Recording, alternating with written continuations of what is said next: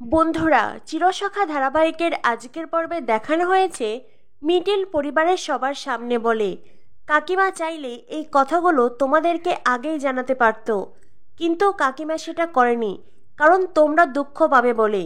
কাকিমা এই কথাটা কাউকে জানায়নি, শুধুমাত্র পিসিমাকে জানিয়েছিলেন। তাও কখন জানো?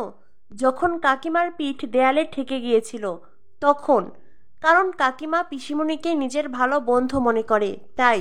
কমলিনীর কাকামণি তখন বলে, এদেরকে এইসব কথা বলে কোনো লাভ নেই মিটিল মা।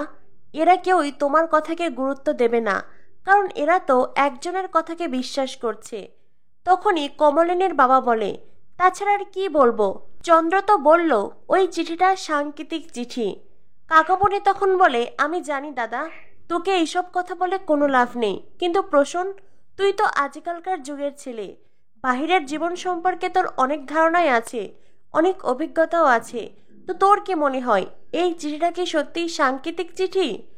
কমলিনীর দাদা বলে, আমি বুঝতে পারছি না কাকামুনি, আসলে কি হচ্ছে আমি কিছুই বুঝতে পারছি না। চন্দ্রদাকে যেমন অবিশ্বাস করতে পারছি না, তেমন বুড়ির কথাও ফেলতে পারছি না। পুরো বিষয়টাই আমি ভীষণ দ্বিধাগ্রস্ত আছি। চন্দ্র বলে, ঠিক আছে বেশ, এই পরিবারের সবার চাইতে কোমো সবচাইতে বেশি ভরসা করে নতুনকে, নতুনকে মানে। আর নতুন, তুই তো আমাকে চিনিস, বল, তুই তো আমার বন্ধু, তুই পারছিস না কোমোকে বোঝাতে? নতুন কাকু তখন চন্দ্রকে বলে, চন্দ্র, তুই কি তবে আমাকে এই কারণে রেখেছিস যাতে আমি বৌঠানকে বোঝাই? কিন্তু বিশ্বাস কর, এ বিষয়ে আমি তোকে সাহায্য করতে পারবো না। হ্যাঁ মানছি আমি তোর বন্ধু, কিন্তু আমি অনেক বছর বিদেশে ছিলাম, সেই সময় তুই কি করেছিস না করেছিস সেটা তো আর বলতে পারবো না। হয়তোবা তুই এই সময়টাই বদলে গিয়েছিলি, হয়তোবা সত্যিই তুই অন্য কোনো সম্পর্কে জড়িয়েছিলি, আর ওই চিঠিটা সেখান থেকে এসেছে। নতুনের কথা শুনে চন্দ্র বলে, ও আচ্ছা, তার মানে তুইও আমাকে সাহায্য করলি না। তখনই বুবলাই বলে, বাবা, তুমিও না কার কাছে সাহায্য চাইছো? এ বলে বুবলাই হাসতে থাকে। নতুন কাকু তখন বুবলাইকে বলে, আমি এতদিন তোকে কিচ্ছু বলিনি, কারণ তুই বৌঠানের ছেলে, সেই জন্য। তবে একটা কথা মনে রাখবি, এরপরেও যদি তুই আমাকে কোনো অসম্মান অপমান করার চেষ্টা করিস, তো আমি কঠোর হতে বাধ্য হব। তখনই বাড়ির দরজায় কলিং বেল বেজে ওঠে। পিসিমণি সবাইকে বলে, মনে হয় বাহিরের কেউ এসেছে, আমি গিয়ে দরজা খুলছি। এ বিষয়ে যেন আর কোনো আলোচনা না হয়। পিসিমণি দরজা খুলতে চায়, দরজা খুলেই পিসিমণির ঝটকা লাগে। একজন ভদ্র মহিলা আর তার মেয়ে দাঁড়িয়ে আছে। ভদ্র মহিলা পিসিমণিকে বলে, এই বাড়িতে কি চন্দ্র থাকে? কথাটা শুনেই পিসিমণি হয়তো কিছুটা আঁচ করতে পেরেছেন, তাই কোনো প্রশ্ন না করে সোজাদেরকে ঘরের ভেতরে আসতে বলে। ড্রয়িং রুমে যখন সবাই উপস্থিত, পিসিমণি তখন সেই ভদ্রমহিলা আর তার মেয়েকে নিয়ে আসে। ভদ্রমহিলা আর তার মেয়েকে দেখে চন্দ্রর পুরো ঝটকা লাগে, সে চোখ বড় বড় করে তাকায়।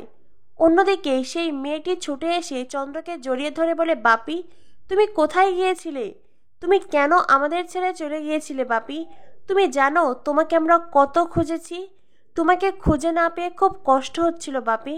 মেয়েটির কথা শুনে উপস্থিত সবাই যেন আকাশ থেকে পড়ে। কমলিনীর সন্দেহ এবার বাস্তবে রূপ নিয়েছে। কমলিনীর 3 সন্তান দেখতে পাচ্ছে তাদের বাবা শুধু তাদের নয়, বরং তাদের বাবার আরও অনেক ভাগিদার আছে। সবাই তখন সোফা থেকে উঠে দাঁড়ায়, সবার চোখ বড় বড় হয়ে যায়। সেই ভদ্রমহিলা চন্দ্রকে বলে, চন্দ্র, তুমি কাউকে কিছু না জেনে কেন এসেছিলে? তুমি ভাবতে পারছো তোমাকে খুঁজে পেতে আমাদের ঠিক কতটা কষ্ট হয়েছে? চন্দ্রর মুখে কোনো কথা নেই। কমলিনী বলে ওঠে, ধর্মের কল বাতাসে নড়ে। এরপরেও তোমরা আমাকে বলবে এই ছেলের সাথে সংসার করতে? এরপরেও তোমরা আমাকে বোঝাবে সবটা ভুলে এই ছেলেকে মেনে নিতে? কি হলো বলো? পরিবারের সবাই চুপ। কমলিনীর প্রশ্নের উত্তর দেওয়ার ক্ষমতা এই মুহূর্তে কারোর নেই, কিন্তু চন্দ্র এক মুহূর্তেই পাল্টে খেয়ে যায়। এতদিন যাদের সাথে থেকেছে, যাদেরকে আগলে রেখেছে, এক মুহূর্তেই তাদের প্রত্যেককে অস্বীকার করে। চন্দ্র বলে ওঠে, আপনারা কারা? হঠাৎ করেই আপনারা এখানে এসে এমন সিন ক্রিয়েট করছেন কেন? মেয়েটি এত সময় তার বাবাকে জড়িয়ে রেখেছিল, এখন সেই মেয়েটিও অবাক হয়ে বাবার দিকে তাকিয়ে আছে। আর সে ভদ্র মহিলা, তার চোখ বড় বড় হয়ে গেছে, বুঝতে পারছে না তার স্বামী হঠাৎ করেই তাকে অস্বীকার করছে কেন। চন্দ্র এবার সিন ক্রিয়েট করতে থাকে। চন্দ্র সেই ভদ্র মহিলাকে বলে, আপনি এখানে এসে এই নাটকগুলো করছেন বিধায় আমার স্ত্রী আমাকে এই কথাগুলো বলার সুযোগ পাচ্ছে। কেন করছেন এমনটা? এই বলে চন্দ্র সেই ভদ্র মহিলার দিকে তেড়ে যায়। চন্দ্র বলে, আপনার বাড়িতেই তো রেড হয়েছিল তাই না? আর তারপর থেকেই আপনি আমার পিছনে পড়ে আছেন। হোমেও তো যেতেন আপনি, আর এখন এসেছেন আমার বাড়িতে অশান্তি করতে। নিশ্চয়ই জানতে পেরেছেন আমি আমার স্মৃতি ফিরে পেয়েছি। পরিবারের সবাই চুপ। চন্দ্র একাই বকে যাচ্ছে। চন্দ্র বলে, এইবার আমি পাগল হয়ে যাব, সত্যি আমি পাগল হয়ে যাব। চন্দ্রর মা চন্দ্রর কাছে এগিয়ে এসে বলে, বাবা তোর কি হয়েছে? বাবা চাঁদু, তুই কেন এমনটা করছিস? চন্দ্র বলে, মা মা আমার একটু একটু সবটা মনে পড়ছে। আমি কোনো হোমে ছিলাম না, বরং একটা বাড়িতে আমাকে আটকে রাখা হয়েছিল। আর সেই বাড়িটা ছিল এই মহিলার। এই মহিলার স্বামীর অনেক সম্পত্তি। আমি ওদের সম্পত্তি সিল করেছিলাম, আর সেজন্যই এখন প্রতিশোধ নিতে ওই ভদ্রলোক এই ভদ্র মহিলাকে পাঠিয়েছে। আপনি কি চাইছেন বলুন তো? কেন এখানে এসেছেন? আমার পকেটে তো অত টাকা নেই। দেখুন, আমি আপনার সাথে আলাদা করে ডিল করব। সত্যি আমি আর এই সব কিছু নিতে পারছি না। আমার নিজেকে পাগল পাগল লাগছে। সেই ভদ্র মহিলাটি বলে, চন্দ্র। চন্দ্র বলে, চুপ করুন আপনি। বললাম না আমি আপনার সাথে আলাদা করে ডিল করব। উপস্থিত সবাই চন্দ্রর এমন নাচুনি কাঁদুনি ঠিকই বুঝতে পারছে। বিশেষ করে কমলিনী, মিটিল, নতুন, কাকামণি, তাদের চোখকে ফাঁকি দেওয়া এত সহজ নয়। এতদিন বলে এসেছে সে হোমে থাকতো, আর আজ এক নিমিষেই সে পাল্টে গেল। হোম থেকে সেটা এখন হাউজ হয়ে গেছে। চন্দ্র সেই ভদ্র মহিলাকে বলে, দেখুন, আপনাকে আমার অনেক কিছু বোঝানোর আছে। আমি আপনাকে পরে সবটা বুঝিয়ে বলবো। আমি তো অনেক দুঃখ কষ্টে ছিলাম তাই না?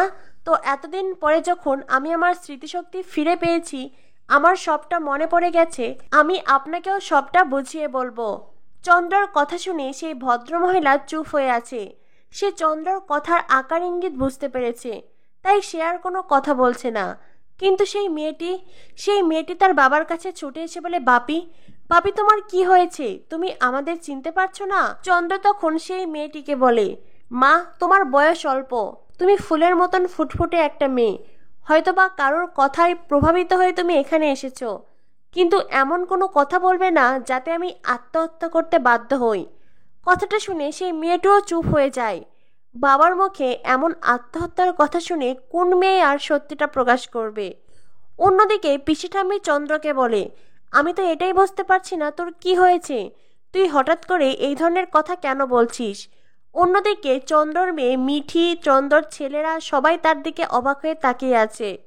মিঠি হয়তো একটু একটু তার বাবাকে বুঝতে পারছে। তার বাবা যে মিথ্যে কথা বলছে সে সেটা ধরতেও পারছে। অন্যদিকে কমলিনী